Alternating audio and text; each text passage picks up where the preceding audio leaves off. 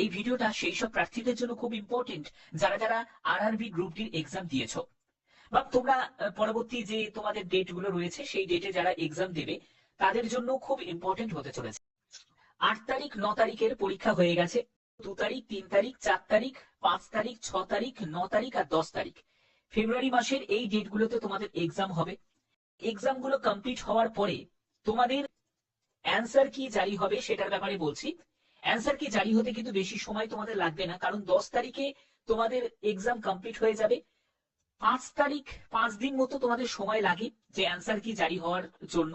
সেখানে মোটামুটি আমরা যদি আগের প্রিভিয়াস যদি তোমরা দেখো, আরআরবি গ্রুপ ডি বলো এনটিপিসি বলো, সেখানেও তোমাদের অ্যান্সার কি জারি হতে বেশি সময় কিন্তু নেয়নি। তো তোমাদের এখানে আমি তোমাদের বলে রাখি 14 তারিখ থেকে 16ই ফেব্রুয়ারির মধ্যে তোমাদের অ্যান্সার কি জারি হয়ে যাবে। 15 তারিখটা বাদ রাখছি, কারণ 15 তারিখ যেহেতু হলিডে আছে, তো সানডে আছে, তো 15 তারিখ বাদ। 14 তারিখ থেকে 16 তারিখের মধ্যেই তোমাদের অ্যান্সার কি জারি হয়ে যাবে। যে কোনো ডেটে তোমাদের অ্যান্সার কি জারি হয়ে যেতে পারে। এবার প্রশ্ন হচ্ছে যে তোমাদের যখন অ্যান্সার কি জারি হয়ে যাবে, তুমি অ্যান্সার কি মেলালে, তুমি যদি মনে হয় যে তোমাদের কোনো প্রশ্নের ভুল উত্তর আছে, তাহলে সেটা অবশ্যই তোমরা এর জন্য কারেকশনের জন্য তোমরা একটা অপশন তোমরা পাবে। এর জন্য তোমরা কি করতে পারবে, ক্লেম করতে পারবে।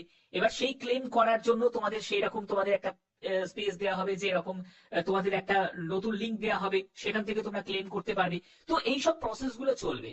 এগুলো চলে তারপরে তোমাদের ফাইনাল যে রেজাল্ট যেটা প্রকাশিত হবে পিইটির জন্য, সেই পিইটির জন্য যে রেজাল্ট প্রকাশিত হবে সেটা 2 মাস পরে, 2 মান্থ সময় লেগে যাবে, তারপরে তোমাদের রেজাল্ট প্রকাশিত হবে।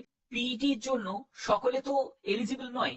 যারা ধরো পিডব্লিউবিডি ক্যাটাগরি থেকে যারা বিলং করছে তাদেরকে পিইটি দিতে হবে না।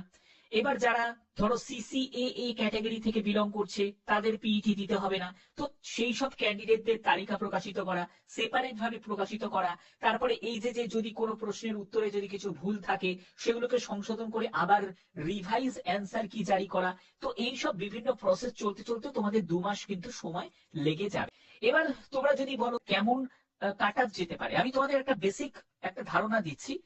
জেনারেল যদি ক্যান্ডিডেট তুমি হয়ে থাকো, যা বোঝা যাচ্ছে, তোমার যদি র স্কোর যদি 60 থেকে 65 থেকে থাকে, তুমি যে কোনো আরআরবি থেকেই হও না কেন, 60 থেকে 65 তোমার যদি র স্কোর যদি হয়ে থাকে, তাহলে তোমরা একদম নিশ্চিন্তে থাকো। পিইটির জন্য এখন থেকেই তোমরা প্রস্তুতি নিতে শুরু করে দাও। হাতে কিন্তু আর মাত্র 2 মাস কিন্তু সময় পাবে, ঠিক আছে? 2-2.5 মাস কিন্তু হাতে সময় থাকছে। যারা যারা তোমরা ওবিসি ক্যাটাগরি থেকে বিলং করছো তাদের ক্ষেত্রে বলবো, তোমাদের স্কোর যদি 55 থেকে 60-এর মধ্যে, আমি এগুলো র স্কোর বলছি, ঠিক আছে, এগুলো তোমাদের নর্মালাইজেশন করে তোমরা কিন্তু কোয়ালিফাই হয়ে যাবে, তো নিশ্চিন্তে থাকতে পারো তোমাদের যদি এই স্কোর দাঁড়ায়। যারা এসসি ক্যাটাগরি থেকে আছো তাদের ক্ষেত্রে বলবো 50 থেকে 55, যদি এরকম তোমাদের একটা স্কোর যদি থাকে, তাহলে অবশ্যই তোমরা কিন্তু পিইটি পিএমটি পিইটির জন্য তোমরা শুরু করে দাও প্রিপারেশন। এবং এসটি ক্যাটাগরি থেকে যারা বিলং করছো তাদের ক্ষেত্রে 45 থেকে 50-এর মধ্যে যদি তোমার স্কোর যদি থাকে, তাহলে অবশ্যই তোমরা প্রিপারেশন রাখো। এবং যারা ইডব্লিউএস ক্যাটাগরি থেকে, ইডব্লিউএসরা কিন্তু এবারেও কিন্তু গেনারই হবে। আমি বলতে পারি ইডব্লিউএস এর কাট অফ কিন্তু তুলনামূলক ভাবে অনেকই কিন্তু কম তোমাদের যাবে।